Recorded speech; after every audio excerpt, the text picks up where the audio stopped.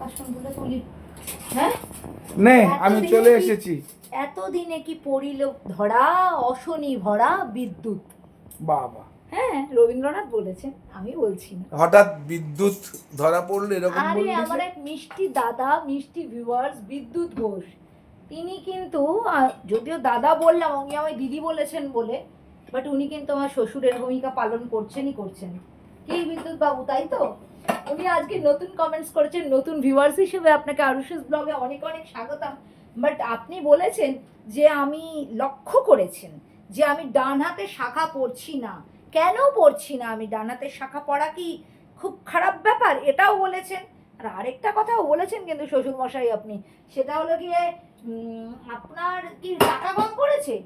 আপনি কি করে জানলেন আমার একটু টাকার অভাব রয়েছে?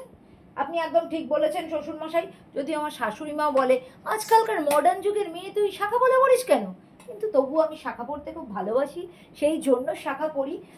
তোমরা কারা কারা আমার মতো শাখা লাগার সেটা আমায় বলো।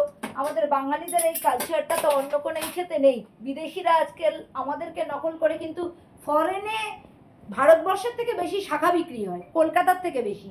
তো যাই হোক, এটা আমার বাগবাজারের দাদা, শাখার দোকানে দাদা বলেছে। তো টাকার অভাবে তো শাখা পড়তে পারছি না, আপনি একেবারে ঠিক ধরেছেন। এই দাদা তো লাইটগুলো জ্বালিয়ে নি।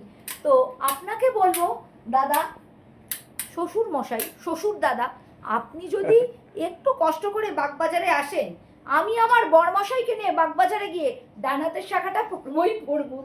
শ্বশুর মশাইয়ের টাকাতে? শ্বশুর মশাইয়ের টাকাতে, শ্বশুর দাদার টাকাতে। ও শ্বশুর দাদার টাকাতে? হ্যাঁ, কিন্তু সত্যি কথা, মজা করলাম, প্লিজ আমার এই কথায় খারাপ মনে করবেন। অ্যাকচুয়ালি কি হয়েছে দাদা, আমার এই হাতের এই জায়গাটা না পুড়ে গেছে জানেন তো, বেগুন ভাজতে গিয়ে।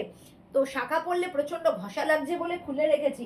আপনি যদি আমার কঠোর শ্বশুর হন তাহলে বলবেন এই হাতেও শাখা পড়তে হবে বৌমা। আর যদি মানে নরম শ্বশুর দাদা হন তাহলে বলবেন না না থাক থাক। তাই তো বিদ্যুৎ দাদা?